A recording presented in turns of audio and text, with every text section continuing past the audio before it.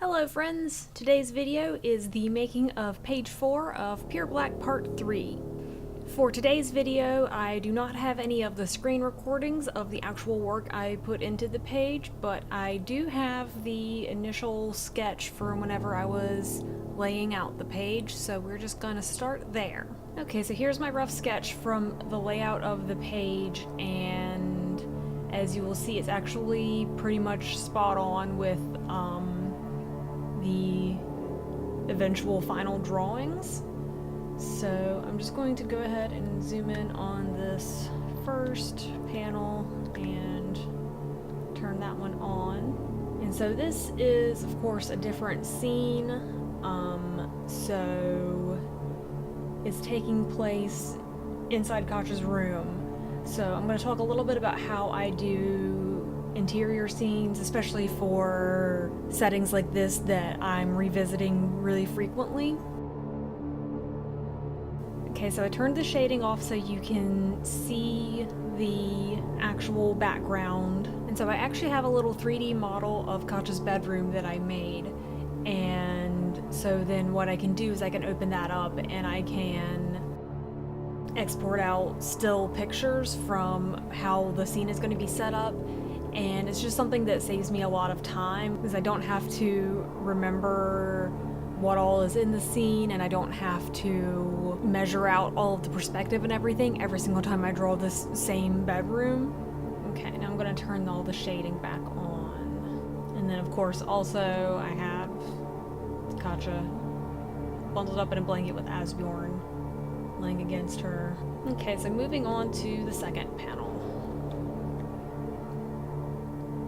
I'm going to do the same thing where I'm just going to turn the shading off really quick because as you can see I actually have a little bit of the living room in Katja's house visible through the doorway.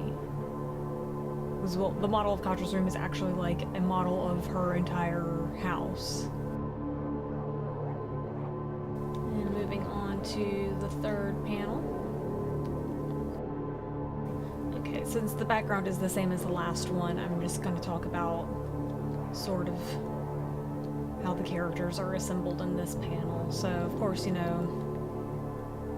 initially, as I just do the drawing of them in their back view, based on the penciling underneath, and there's a few steps between the rough pencils and the blue lines you see, and then the black pencils, which is why they're kind of nowhere near in the same place. Just turn off the rough pencils real quick. And so since I had to position the characters on the actual bed and everything for these, I did have just the characters sort of rough penciled in, and then I finished up the backgrounds and then did the finished characters in here. And these, it's just I put them together pretty much the same way I normally would, where I do the inks and the colors, and then I have these like thicker outlines that I put on. And then there's actually a lot of shading layers on them because they're sitting in this very dark room. So there's just a bit of shade over the entire characters. And then this layer is one that has kind of like soft edges to it where a little bit of light is coming through. And then like the detail sort of shading where you can see, like the hair, the detail in the hair and the detail around like Asbjorn's fur and wrinkles in pants and stuff like that.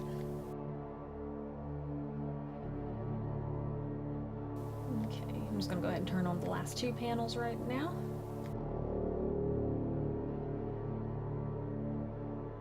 So it's just a pretty basic little quick transition scene, I guess.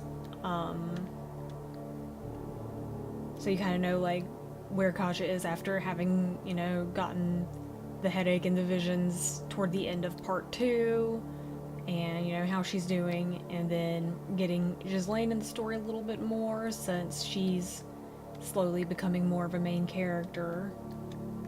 Oh, actually, I'm going to show you kind of how I put together the background for this scene because it's probably not the most efficient way to put together a background, but I like the way it ends up looking. Okay, so let's just hide all of that.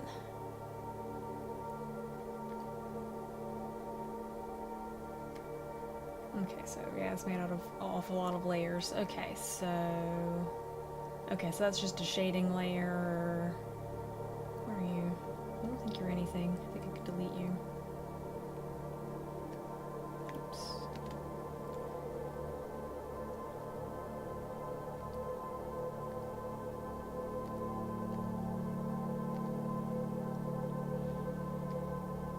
Okay, so let's just go all the way down to... Okay, so this is just the inking layer, and you see I have some like details in the wood and in the carpet on this layer. But of course, like normal, after I do the inking layer, then I just do a flatting layer, and then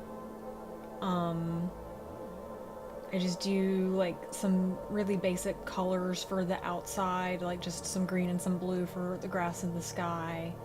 But, you know, it's then covered up by the highlight of the glass and then like the greenish color of the glass in the windows. And let's see. So let's do this in a way that I can kind of make it make sense. Okay, and so then since there's not a curtain in the model, I just draw in curtains whenever I need to. And so that's just where I inked in a curtain, and then I have these kind of transparent, semi-transparent layers that I'm doing the curtain color in because light needs to pass through it, or it needs to look like light is passing through it, I should say. And then this 100% layer right here is just for like the sort of parts where the curtain is folding over itself, so not very much light would be passing through it all, so you can't see at all what's behind it. Okay, so then when I turn on the shading, this is sort of just the general shading of the whole room, which of course I did like a little bit of a soft lighted area right here where there's just like a little bit of light peeking in through the window. And then so this shaded layer, I went on top of everything again, but you see I shaded around where all of the wood in the window is, like the windowsill and everything, so it looks more like the light from outside is passing through the glass, but obviously, you know, not passing through the windowsill. And then there's just a little final bit of some detail shadows for further inside the room. So yeah, that's how I put that together. Like I said, that's probably not the most efficient way to do it. I'm not really sure, but it's sort of the way that I figured out to do it so that it, you know, looks the way I like it to. I mean, I guess if you had a lot of experience with coloring comics, you wouldn't need to do all this. You could just do all this straight in your color layer, but I'm not quite there yet. I'm still kind of figuring out how to do very nice comic colors, so this is just how I do it. Okay, and then we're going to turn everything back on.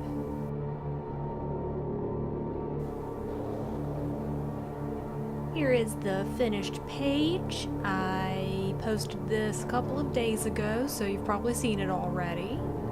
But if you're not caught up in Pure Black, you can check it out on my website or on my Tumblr. I have those linked in the description box, as well as all my social media.